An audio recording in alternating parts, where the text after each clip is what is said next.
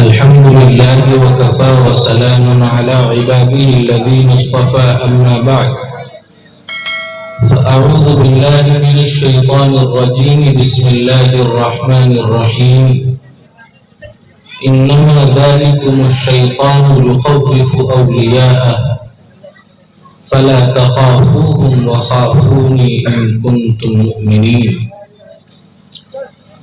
وقال تعالى أحسب الناس أن يتركوا أن يقولوا آمنا وهم لا يفتنون ولقد فتنا الذين من قبلهم فليعلمن الله الذين صدقوا وليعلمن الكاذبين. وقال تعالى إن الذين قالوا ربنا الله ثم استقاموا تتنزل عليهم الملائكة ألا تخافوا ولا تحزنوا وأبشروا بالجنة التي كنتم توعدون نحن أولياؤكم في الحياة الدنيا وفي الآخرة ولكم فيها ما تشتهي أنفسكم ولكم فيها ما تدعون. سبحان ربك رب العزة عما يصفون وسلام على المرسلين والحمد لله رب العالمين. جس دور پہ نازا تھی دنیا اب ہم وہ زمانہ بھول گئے. جس دور پہ نازا تھی دنیا اب ہم وہ زمانہ بھول گئے. اوروں کی کہانی یاد رہی خود اپنا فسانہ بھول گئے. وہ ذکر حسین رحمت کا امین کہتے ہیں جسے قرآن مبین. دنیا کے نئے نغمے سیکھے عقبہ کا ترانہ بھول گئے. اغیار کا جادو چل بھی چکا ہم ایک تماشا بن بھی چکے. اغیار کا جادو چل بھی چکا ہم ایک تماشا بن بھی چکے. اوروں کو جگانا یاد رہا خود ہوش میں آنا بھول گئے. اور انجام آزادی کیا کہیے بربادی ہی بربادی ہے. انجام آزادی کیا کہیے بربادی ہی بربادی ہے. جو درس شہ بطحا نے دیا تھا دنیا کو پڑھانا بھول گئے. اور منہ دیکھ لیا آئینے میں پر داغ نہ دیکھے سینے میں. منہ دیکھ لیا آئینے میں پر داغ نہ دیکھے سینے میں. جی ایسا لگایا جینے میں مرنے کو مسلمان بھول گئے. اور آذانیں تو اب بھی ہوتی ہیں مسجد کی فضا سے اے انور. اذانیں تو اب بھی ہوتی ہیں مسجد کی فضا سے اے انور. جس ضرب سے دل ہل جاتے تھے وہ ضرب لگانا بھول گئے. معزز سامعین کرام، پردہ نشین میری مائیں اور بہنیں، سب سے پہلے یہ بات آپ نوٹ کر لیں کہ میری کوئی گفتگو تمہیدی نہیں ہوگی. اگر آپ اس وقت سے میری طرف دماغ اور ذہن اور دل رکھیں گے کھول کر تو میری گفتگو سمجھیں گے. میں اپنے وقت کو قیمتی سمجھتا ہوں، اس سے کہیں زیادہ میں سامعین کے وقت کو قیمتی سمجھتا ہوں. اس لیے میں آپ کے وقت سے کھلواڑ نہیں کروں گا اور نہ ہی آپ کے جذبات سے کھلواڑ کروں گا. اس لیے جب میں بات شروع کروں گا وہ میری تمہید نہیں ہوگی. میری بات کا بنیادی پوائنٹ پہلی بات سے ہی شروع ہوگا. اور وہ بات اب میں شروع یہ کرنے لگا ہوں کہ میں نے خطبہ مسنونہ میں 3 چھوٹی آیتیں پڑھی ہیں. آیت کا کچھ حصہ پیش کیا ہے. آج میں کوشش کروں گا کہ رب العالمین مجھے توفیق دے کہ میں ان آیتوں کا جو میں نے کچھ حصہ پڑھا ہے اس کی روشنی میں کچھ آپ تک وہ باتیں پہنچاؤں کہ اللہ نے جس کی ذمہ داری مجھ پر عائد کی ہے یا آپ کو وہ سبق یاد دلاؤں اور اس پر عمل کرانے کی اور عمل کرنے کی تلقین کرنے کے ساتھ آپ کی یاد دہانی بھی کراؤں اور آپ اللہ سے یہ وعدہ بھی کریں کہ آپ جو بات سنیں گے وہ مجھ سے وعدے پر نہیں، اللہ سے وعدے پر یہ بات جو سنیں گے ہم اس پر عمل بھی کریں گے انشاءاللہ۔ کریں گے بھائی؟ سب سے پہلی آیت میں نے پڑھی ہے انما ذالکم الشیطان یخوف اولیاءہ، کہ شیطان یہ اپنے دوستوں کو ڈراتا ہے۔ شیطان کے دوست کون لوگ؟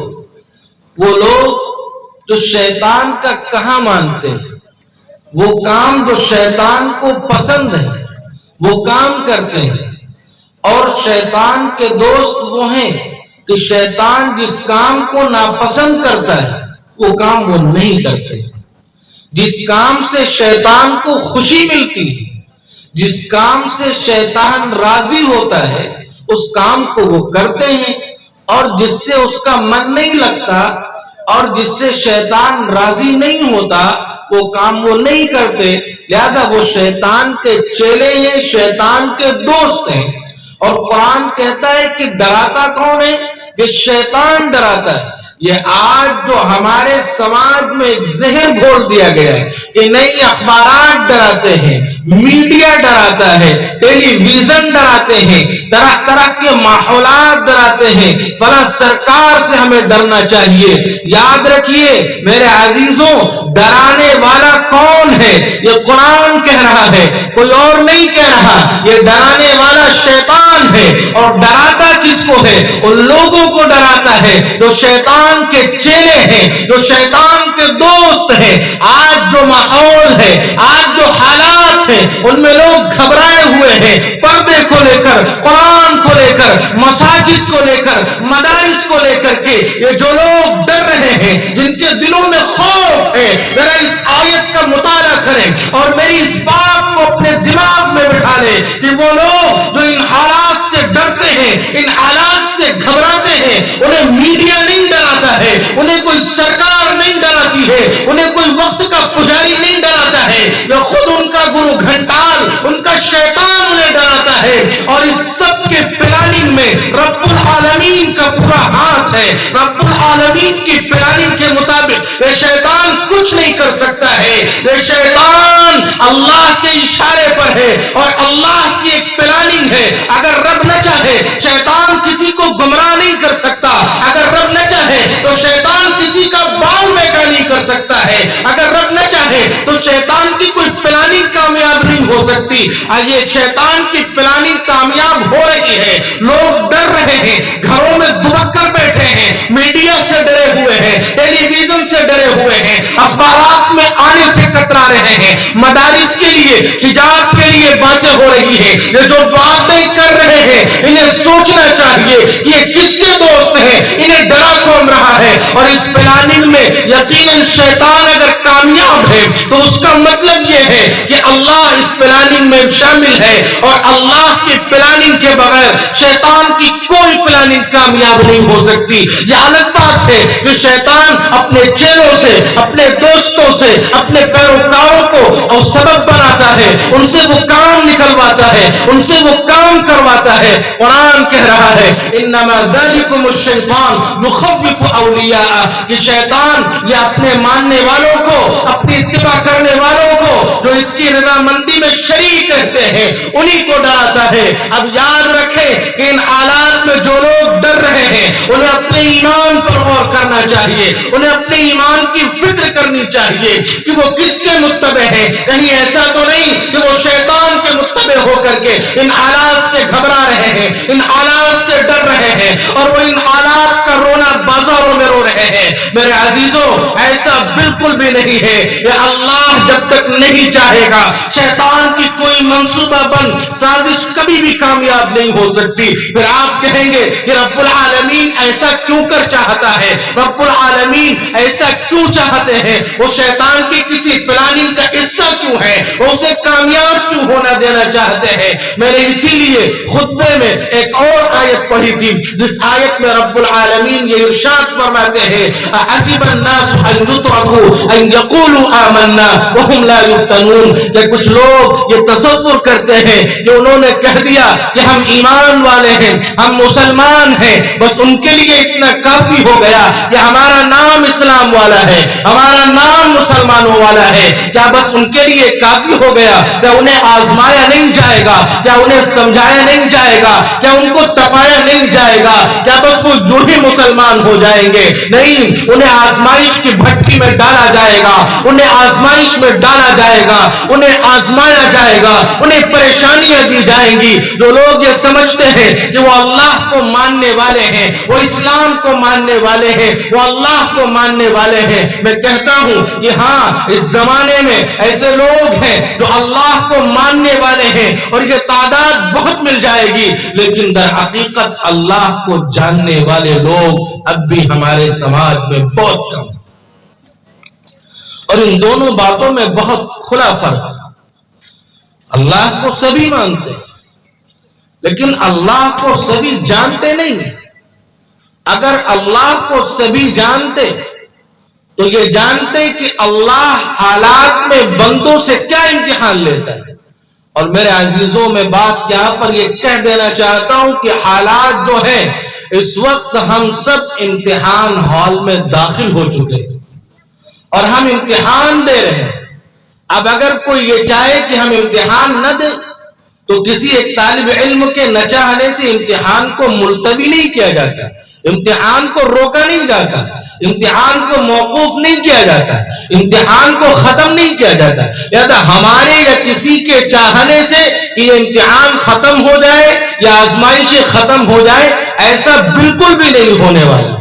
لہذا ان آزمائشوں میں مسلمان کی ذمہ داری یہ ہے کہ وہ ان شیطانوں کے جو متبعین ہیں اور ان کے واسطے شیطان کہ جن کو اپنا سبب بنا کر کام کرواتا ہے اور وہ طرح طرح کے اختلافات لا کر سامنے رکھ دیتا ہے اور وہ ایسے لوگوں کو مصروف کرتا ہے جو حرام روزی کی طرف بڑھاوا دیتے ہیں، جو اپنے اوقات کو رب کو راضی نہ کرنے کے بجائے شیطان کو راضی کرنے میں لگاتے ہیں۔ ان کے حالات یہ ہیں، آج یہ ہمارا نوجوان یا ہمارے نوجوان کے حالات یہ ہیں کہ وہ راتوں کو جاگا کرتے ہیں اور وہ راتوں کو روڈوں پر بیٹھ کر ساری رات گزارتے ہیں، اپنے دوستوں سے باتیں کرتے ہیں۔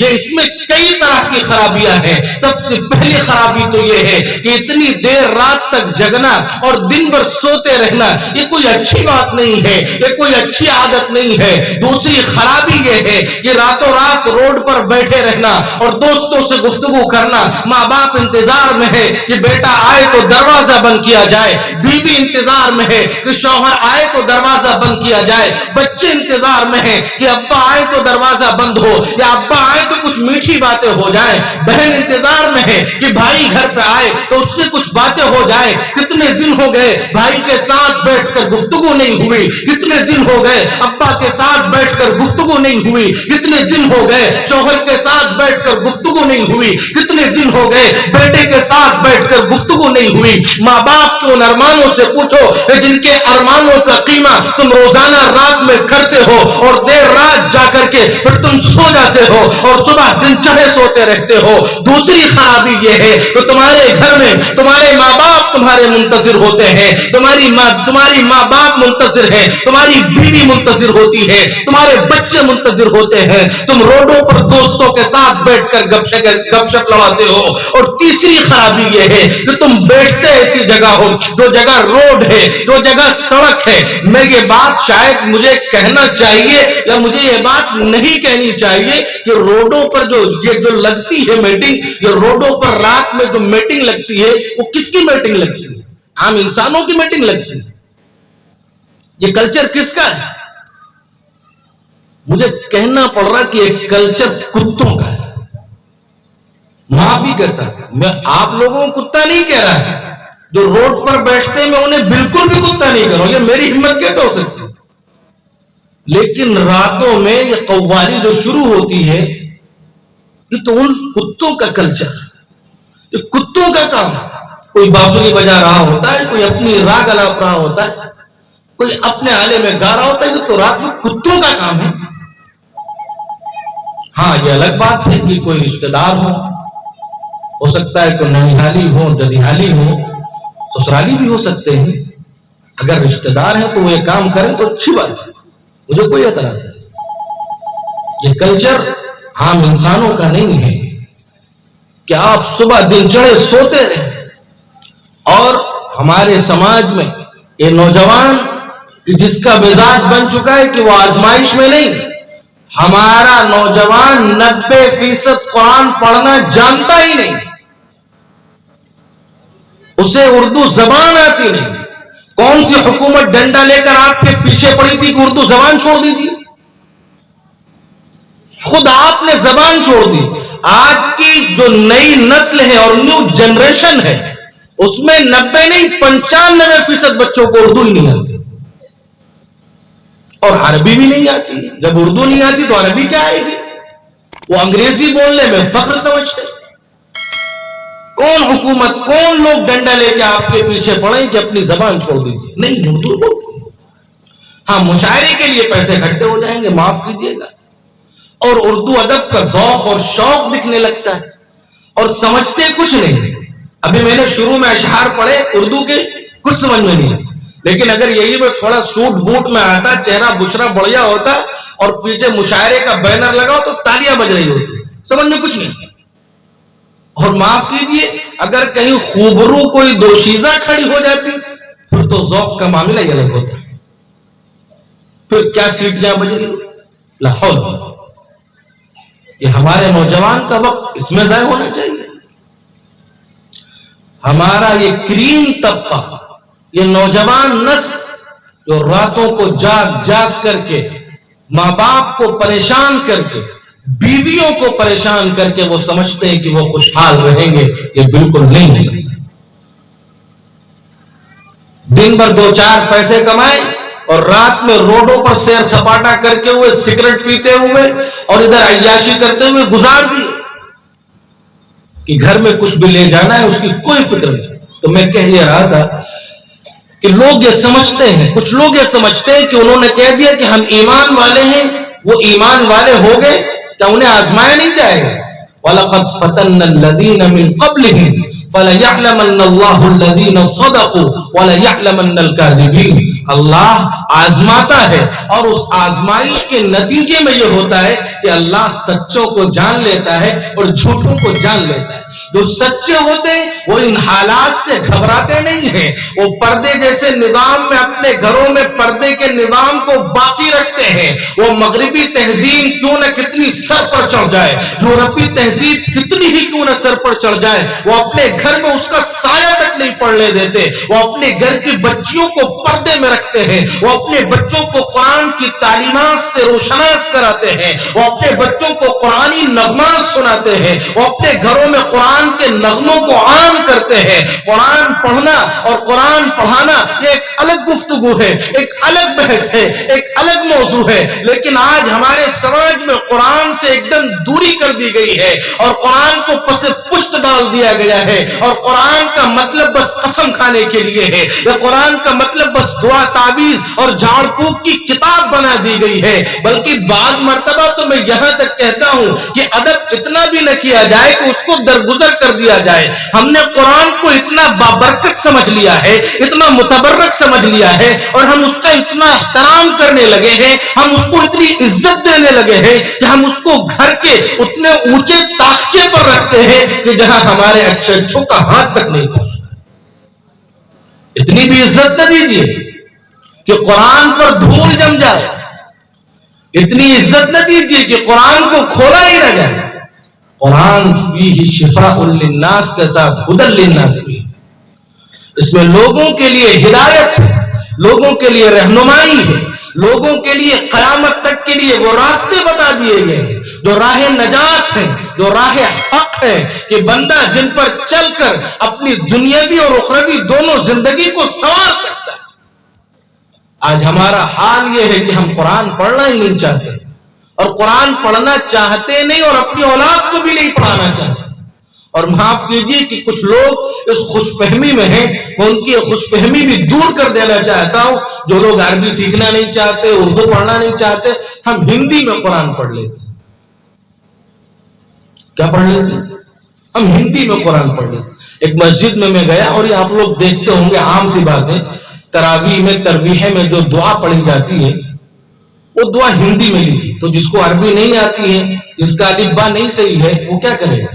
وہ ہندی والی دعا پڑھے گا اور اپنے آپ کو سمجھے گا کہ ہم تو دعا پڑھ رہے ہیں.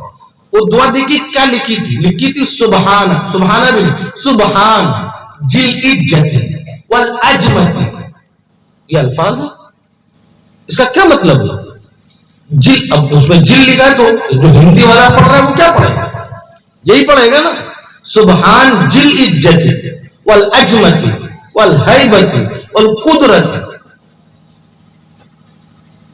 یہ تو مباح ہے نا دعا کے ساتھ، یہ نبی سے منقول ہے، یہ حدیث میں اس طرح کے کوئی الفاظ ملتے ہیں؟ قرآن آپ ہندی میں پڑھ رہے ہیں، ذات اور ذات میں کوئی فرق ہی نہیں ہے. آپ سمجھ رہے کہ ہم قرآن پڑھ رہے ہیں بڑی خوش فہمی میں. معاف کیجیے، بالکل بھی نہیں آپ حق ادا کر رہے ہیں. اور مجھے سمجھ میں نہیں آتا کہ ہم زندہ کیسے ہیں اس سماج میں، ہم کھا پی کیسے رہے ہیں، ہم پانی کیسے پی لیتے ہیں کہ ہم میں سے کوئی یہ کوشش بھی نہیں کرتا ہے کہ قرآن پڑھ لے. قرآن پڑھنا اور قرآن پر عمل کرنا یہ تو ہماری فرض اولی اور ہماری ذمہ داری. میں نے تیسری آیت پڑھی تھی، ان الذین قالوا ربنا اللہ ثم استقاموا، کہ جنہوں نے زبان حال سے یہ کہہ لیا کہ ہمارا رب اللہ ہے، اپنے اندرونی دل سے کہہ دیا اور پھر اس پر جمے رہے کہ سب کچھ کرنے والی ذات اللہ کی ہے، نفع نقصان کی مالک ذات اللہ ہے، عزت و ذلت دینے والی ذات اللہ ہے، غیب کے خزانوں کی چابیاں اللہ کے پاس ہیں، روزی دینے والی ذات اللہ کی ہے، ہنسانے والی ذات اللہ کی ہے، رلانے والی ذات اللہ کی ہے. وہ جس کا رزق چاہے بڑھا دے، وہ جس کا رزق چاہے گھٹا دے، وہ جس کو چاہے موت دے دے، وہ جس کو چاہے زندگی عطا کر دے، وہ جس کو چاہے بادشاہت عطا کر دے، وہ جس کو چاہے غریب بنا دے، وہ جس کو چاہے راتوں رات میں مالدار بنا دے، وہ جس کو چاہے راتوں رات میں غریب اور بھکاری اور قلاش بنا دے، وہ جس کو چاہے فقر و فاقے میں لاگو کر دے، اور وہ جس کو چاہے تو اس کے گھروں میں روزی کے دروازے اور دہانے کھول دے. اس ذات پر جب یہ یقین ہو جائے، ثم استقاموا، پھر اس پر وہ جمع رہے، اس سے ہٹے نہیں، اس سے ڈگمگائے نہیں. حالات آئیں، زمانے مختلف ہوتے جائیں، لوگ پریشان کرتے جائیں، ایمان پر لوگ آوازیں اٹھائیں، لوگ ایک دوسرے کے خلاف بولنے لگے، لیکن وہ ایسے حالات میں اپنے پیر کو ایمان پر جمائے رکھے، اپنے دل اور عقیدے کو ایمان پر اس قدر مضبوط رکھے کہ وہ سب کچھ کرنے والی ذات اللہ رب العالمین کو سمجھے. تو ایسے حالات میں ان لوگوں کا کیا ہوگا؟ قرآن کہتا ہے تتنزل علیہم الملائکۃ الا تخافوا، کہ ان پر فرشتے ان کو یہ کہتے ہوئے اترتے ہیں الا تخافوا، تمہیں ڈرنا نہیں. اب دیکھیے، اسی لیے میں نے کہا تھا کہ میں بات تمہید میں نہیں شروع کرتا، میری مین گفتگو ہی شروع ہوتی. میں نے آیت کیا پڑھی تھی پہلی؟ انما ذالکم الشیطان یخوف اولیاء، کہ شیطان کیا کرتا ہے؟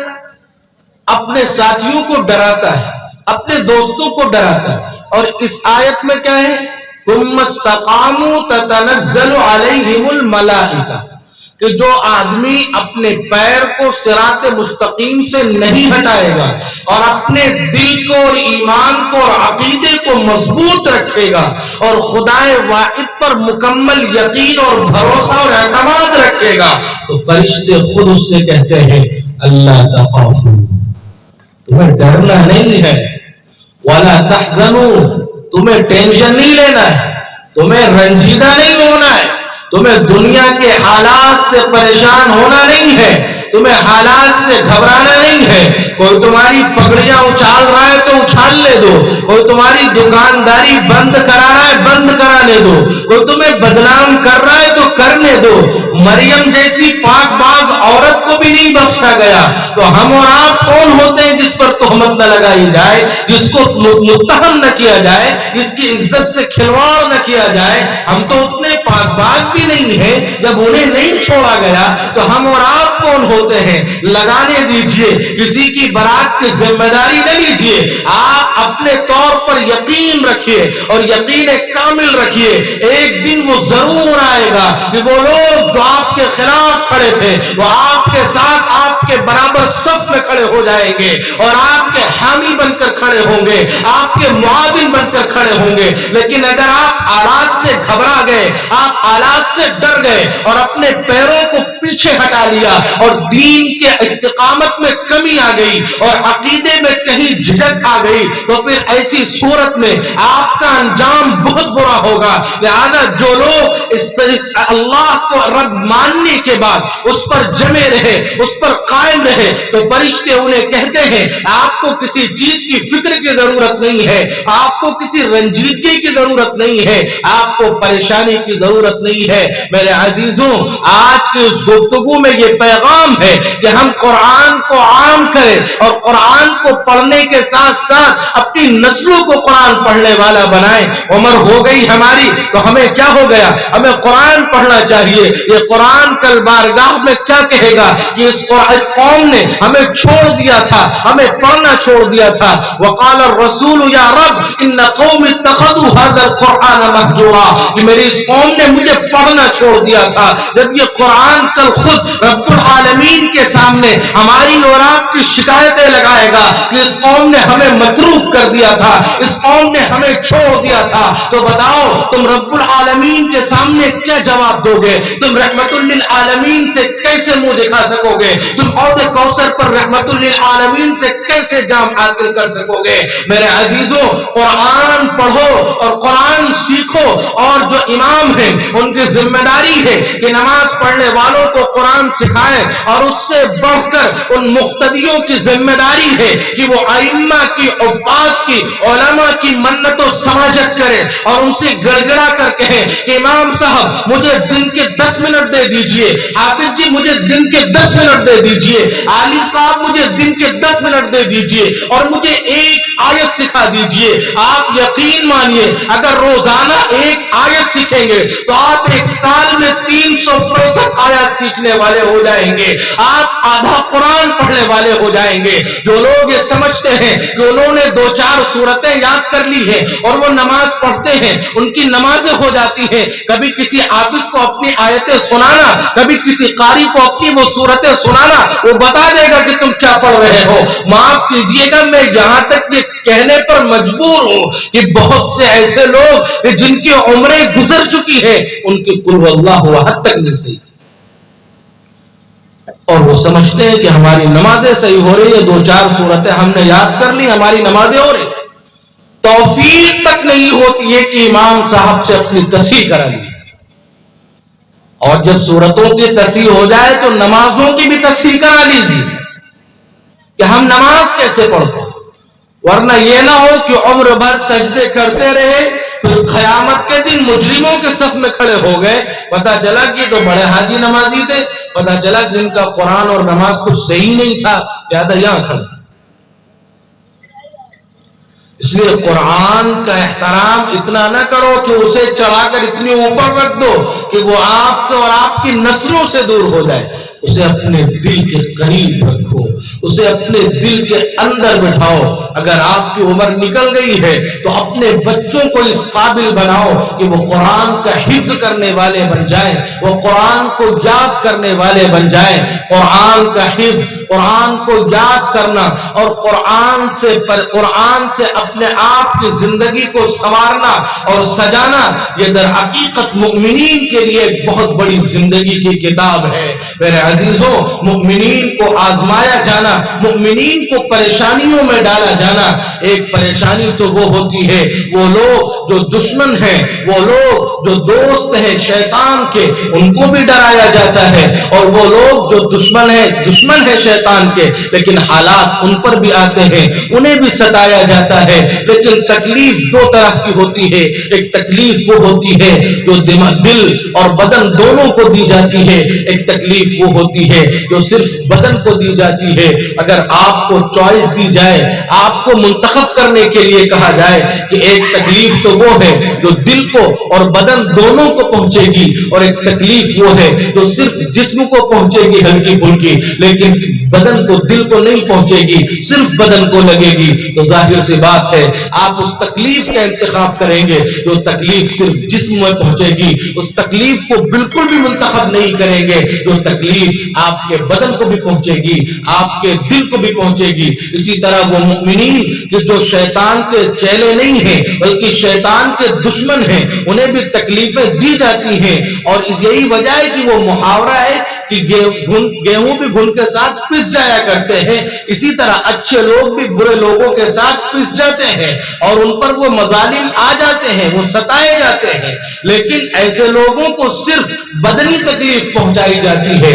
آپ اصحاب کے واقعات پڑھیے، آپ انبیاء کے واقعات پڑھیے، آپ رسولوں کے واقعات پڑھیے کہ ان کو کتنا ستایا گیا، لیکن وہ تکلیف ان کے بدن کو تھی، ان کے دلوں کو کوئی تکلیف نہیں تھی، ان کے بدنوں سے خون رستا تھا لیکن ان پر کوئی فرق نہیں پڑتا تھا، ان کی زبانوں سے کبھی بددعا نہیں نکلا کرتی تھی۔ لہذا اپنے قوم میں ایسے لوگ ہیں کہ جو حافظ قرآن ہیں یا عالم دین ہیں یا جو مدرسے ہیں یا جو خانقاہیں ہیں یا اللہ کی بہت بڑی نعمتیں ہیں، ان کی قدر کیا کرو، اور جو یہ آلات مدرسوں پر آئے ہیں، یہ آلات جو مسجدوں پر آئے ہیں، اور یہ جو پابندیاں طرح طرح کی لگی ہیں، اگر آج سے 10 سال پہلے میں یہ کہتا کہ ایسا ہو سکتا ہے کہ اپنے بچوں کو اذانیں سکھاؤ، اپنے بچوں کو نمازیں سکھاؤ، ہو سکتا ہے کہ اذان پر پابندی لگ جائے، تو آپ میں سے بہت لوگ کھڑے ہو کر کہتے ایسے کیسے ہو سکتا ہے، لیکن آج کوئی نہیں کھڑا ہو۔ ابھی ایک آدھ وقت پر لگی، حالات وہ آ سکتے ہیں، اس سے سخت بھی ہو سکتے ہیں۔ اس لیے اپنے بچوں کو دیندار بنانے کے ساتھ انہیں یہ سمجھاؤ، ان کو حالات سے واقف کراؤ۔ میں کہہ رہا تھا کہ جو جسمانی تکلیف ہوتی ہے وہ صرف جسم تک ہوتی ہے۔ انبیاء اور صحابہ کو تکلیفیں دی گئی اور صحابیات کو تکلیفیں پہنچائی گئیں، ان کی وہ جسمانی تکلیفیں تھی، ان کا دل بیمار نہیں تھا۔ ایک بہت بڑے ولی گزرے ہیں، ان کے ایک مرید تھے، جب وہ بیمار تھے، آخری حال میں تھے، تو ان کو خبر پہنچائی گئی ان کے مرید کو کہ آپ کے شیخ بہت بیمار ہیں، ان کا آخری حال ہے۔ تو وہ ان کے مرید ان کے پاس جب عیادت کے لیے پہنچتے ہیں تو دیکھتے کہ حضرت کا پورا بدن زخموں سے چھلنی ہے اور جگہ جگہ پر زخم ہے، اور ایک ایک زخم میں سینکڑوں کیڑے بھرے ہوئے ہیں۔ پھر دیکھا کہ حضرت کے ہونٹ ہل رہے ہیں، کچھ سمجھ میں نہیں آیا کہ حضرت کیا کہہ رہے ہیں۔ جب کان کو اس مرید نے قریب کیا تو حضرت کی زبان سے یہ الفاظ نکل رہے تھے، الحمدللہ الحمدللہ۔ اب وہ مرید بہت پریشان ہو گئے کہ یہ بندہ اس حالت میں پڑا ہوا ہے، یہ مقام تعریف اور مقام شکر تو نہیں، مقام صبر تو ہے کہ اللہ تکلیف دے رہا ہے اس پر صبر کرے، لیکن یہ مقام تعریف اور مقام شکر بالکل بھی نہیں۔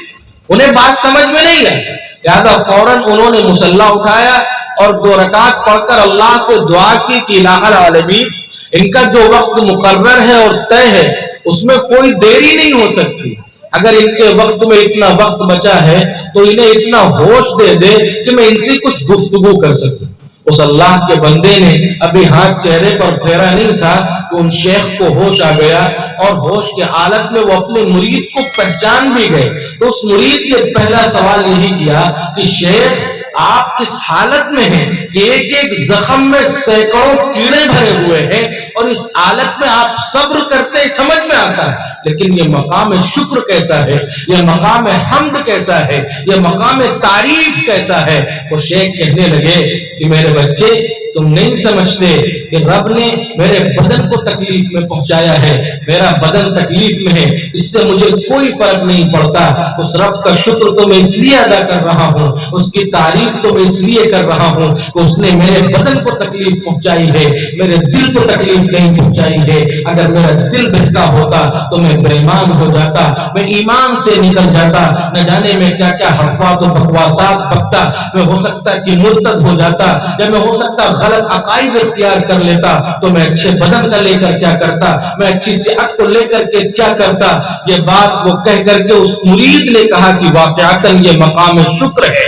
اس لیے وہ لوگ جو رب کو استقامت کے ساتھ پکڑے ہوئے ہیں، ان پر اگر حالات اس طرح کے آتے ہیں تو سمجھے کہ یہ طریقہ بڑوں کا ہے، یہ طریقہ بزرگوں کا ہے، اور ان ظاہری تکلیفوں سے پریشان ہونے کی ضرورت نہیں ہے۔ ہمیں اگر کوئی تکلیف ہو اور ہمارا دل اگر صحیح سالم ہو تو ہمیں ہر حال میں اللہ کا شکر گزار ہونا چاہیے، ہمیں ہر حال میں اللہ کا شکر گزار بندہ بن کر رہنا چاہیے کہ اس نے کم سے کم ہمارے دل کو تو صحیح سالم رکھا ہے، ہمیں گمراہ ہونے سے بچا لیا ہے، ہمیں غلط بولنے سے غلط کہنے سے بچا لیا ہے، ہم کو صحیح اچھے کی تمیز باقی رکھی ہے، ہم اس بستر پر پڑے ہیں، ہم رب کا شکر ادا کر رہے ہیں۔ لہذا آزمائشیں دو طرح کی ہوتی ہیں، اور ایک آزمائش ان لوگوں کی بھی ہوتی ہے جو رب کو ڈرتے ہیں، وہ صراط حق پر باقی بھی رہتے ہیں، ان کو بھی آزمائش میں ڈالا جاتا ہے، ان کو بھی آزمائش میں ڈالا جاتا ہے، لیکن اس آزمائش سے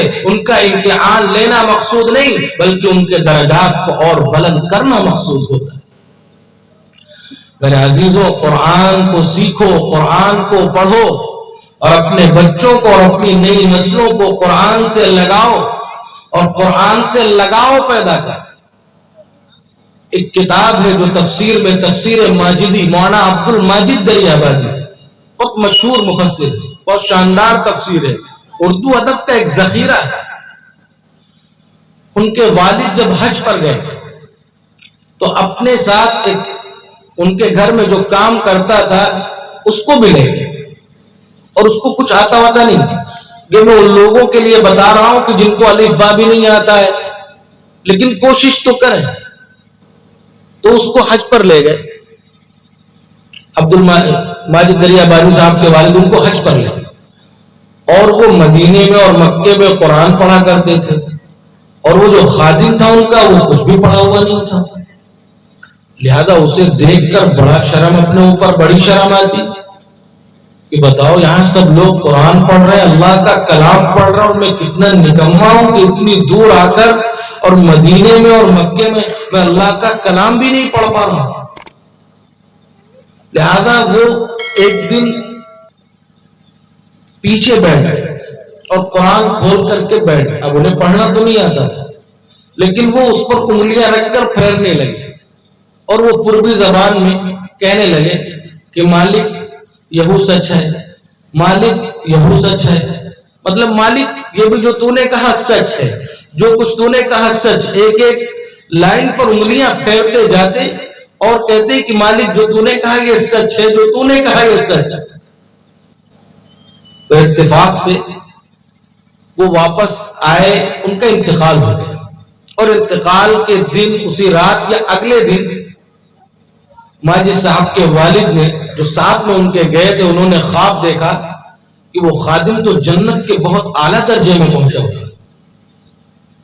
تو خواب میں اس سے پوچھا کہ ایسا کون سا تمہارا عمل تھا جو تم اتنے بلند درجے پر پہنچے؟ تو اس نے کہا میں تو ان پڑھ اور جاہل آدمی تھا، میرا کیا عمل ہو سکتا ہے، میرا کوئی عمل نہیں تھا۔ کہنے لگے نہیں کوئی عمل تو ہوگا۔ تو کہنے لگے کہ ہم جب آپ کے ساتھ حج پر گئے تھے تو ہمیں کچھ پڑھنا نہیں آتا تھا، تو ہم بس آپ کے پیچھے بیٹھ جاتے تھے قرآن لے کر، اور ہم کہتے تھے کہ مالک تو نے سچ کہا، مالک تو نے یہ بھی سچ کہا، مالک تو نے یہ بھی سچ کہا ہے۔ وہ ادا رب العالمین کو اتنی پسند آئی ہے کہ اس نے جنت کا یہ مقام مجھے اس صلے میں ادا کر دیا۔ اس لیے میرے عزیزوں، قرآن کا احترام کیجئے، لیکن قرآن، میں نے کہا نا کہ ہم کیسے کھانا کھا لیتے ہیں، ہم کیسے پانی پی لیتے ہیں کہ ہم قرآن پڑھنے کی اور سمجھنے کی کوشش تک نہیں کرتے۔ آج ہمارے جو نوجوان ہیں اور جو ہماری نسل ہے، اس کو دو کام بہت آتے ہیں۔ ایک تو بیان سننا، عمل کرنا بالکل نہیں، بیان سننے کے بہت شوق ہے، اور دوسرے ایک اور رواج مسافہ کرنا۔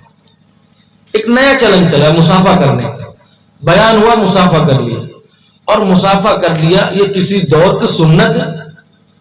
آپ نے کوئی حدیث پڑھی ہے یا آپ تک پہنچی ہے کہ حضور چل رہے ہیں اور صحابہ راستے میں دوڑ دوڑ کر مسافہ کر رہے ہیں؟ حضرت عمر کے وہ کوڑے پڑھتے وہی کہ سمجھ میں آ جاتا, کوئی ایسی حدیث نہیں. آج ہم نے, اور مسافہ تو ایک مسلمان دوسرے مسلمان سے کرے گا تو سنت ہے, لیکن نہیں, ایک مسلمان دوسرے مسلمان سے مسافہ کرتا ہی نہیں, اس کو وہ مسافہ کرنے کے لائق سمجھتا ہی نہیں. وہ تو کسی پیر کو مسافہ کرے گا, وہ کسی بڑے حضرت کو مسافہ کرے گا, اور مسافہ کر کے چوما چاٹی کر کے ایسے کر کے اور گھر جا کر کے تذکرہ کرے گا کہ میں حضرت سے مسافہ کرایا ہوں آج, اب تو مجھے نماز پڑھنے کی ضرورت نہیں ہے, اب تو مجھے حج کرنے کی, زکات کرنے کی ضرورت نہیں, میں نے حضرت کا مسافہ کیا اور میں نے حضرت کا ہاتھ چوما, وہ ہے میں نے حجر اسود چوم لیا. اس سماج کو اس سے فرصت نہیں ہے, ان خرافاتوں سے فرصت نہیں. اپنے ایک مسلمان بھائی سے مسافہ کیجیے, اپنے پڑوسی سے مسافہ کیجیے, اور مسافہ نہیں کیجیے صرف سلام پوچھ کر, سلام کر کے اس کا حال چال پوچھیے کہ اس کے گھر میں کھانے کو رات میں میسر ہے یا نہیں.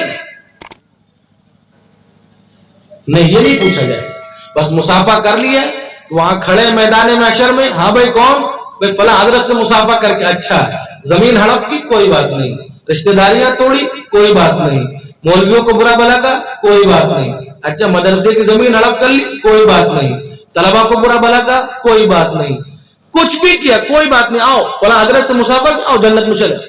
کوئی ایسا سرٹیفکیٹ لے کے کوئی بیٹھا. اس کا یہ مطلب بالکل بھی نہیں ہے کہ آپ علماء سے سلام نہ کریں, نہیں, سلام کرنا الگ چیز ہے, مسافہ کرنا الگ چیز ہے, اس کو لازم سمجھ لینا یہ بدعت ہے. یہ کوئی ایسا عمل نہیں ہے, اور ہمارا نوجوان کہ جس عمل کی اہمیت نہیں اسی کو اہمیت دینے میں لگا.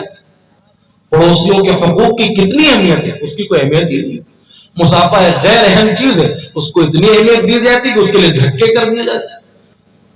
حضرت مفتی راشد صاحب دامت برکاتہم جو اس وقت محتمم ہیں اور بہت اسفار پر رہتے ہیں, وہ ایک دن سبق میں کہنے لگے کہ ایک صاحب تھے کہ وہ بہت نیک تھے, تو لوگ ان کے پیچھے پیچھے چلے جاتے مسافہ کرنے کے لیے, مسافہ کرنے کے لیے.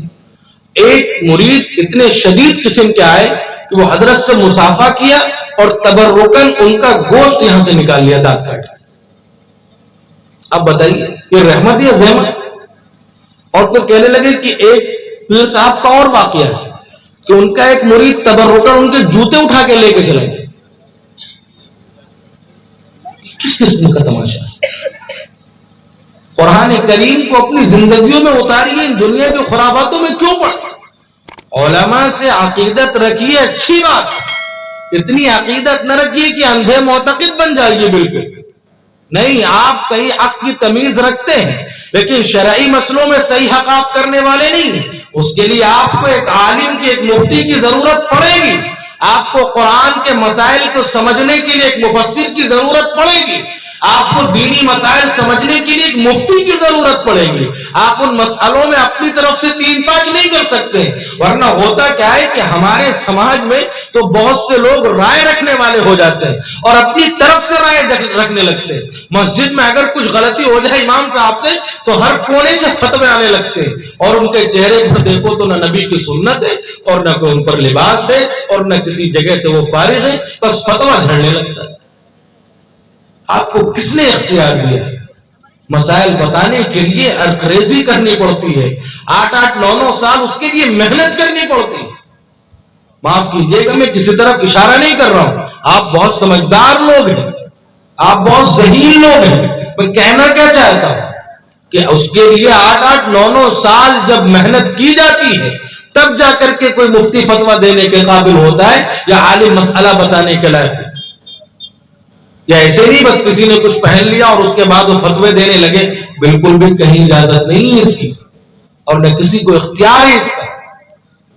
اس لیے میرے عزیزوں, میں نے 3 آیت پڑھی تھی, ان حالات سے اگر آپ ڈر رہے ہیں تو آپ سمجھیے کہ آپ کس کے متبع ہیں, کس کے فالوور ہیں. اپنے ایمان کو فوراً کھنگال کر دیکھیے کہ کہیں ایسا تو نہیں ہے کہ آپ شیطان کے حامی ہیں, کہ آپ اس کے دوست ہیں, آپ اس کے چیلے ہیں کہ وہ آپ کو ڈرا رہا ہے. کیونکہ آپ اگر حقیقی مومن ہیں اور آپ ثم استقاموا پر مکمل عمل پیرا ہیں اور آپ دین حق پر جمے ہوئے ہیں اور آپ رب کو ایک مان کر اس عقیدے پر ٹکے ہوئے ہیں اور حالات سے گھبرائے نہیں ہیں, ڈرے نہیں ہیں, تو پھر ایسی صورت میں آپ کو ڈرنے کی ضرورت نہیں ہے.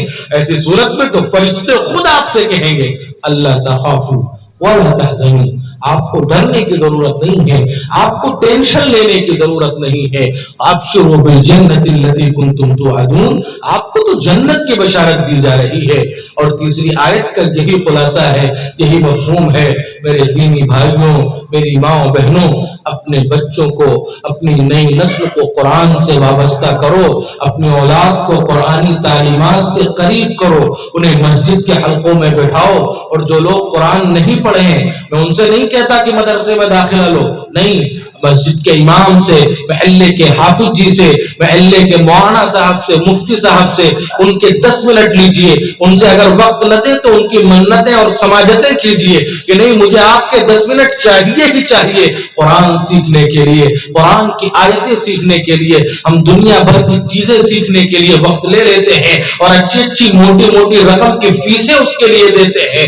آپ کو امام کوئی فیس نہیں مانگتا، محلے کا عالم آپ سے 2 روپے نہیں مانگتا، یا مسجد کا مفتی یا مدرسے کا مفتی آپ سے کوئی 2 روپے نہیں مانگتا ایک آیت سکھانے کے لیے، تو پھر آپ اس فری کے کام کو اللہ کے لیے کیوں نہیں کرتے ہیں جو آپ کی زندگیوں میں بھی انقلاب پیدا کرے گا اور آپ کی آخرت کو سجا کر سنوار کر رکھ دے گا۔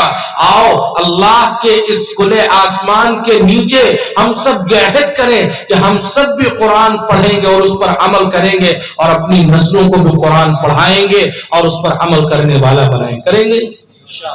حضرت مفتی صاحب کا خطاب ہونا ہے، آئیے ہم سب اللہ سے یہ عہد کریں کہ اللہ تعالیٰ مجھے بھی آپ سب کو عمل کی توفیق عطا فرمائے۔ وآخر دعوانا الحمدللہ۔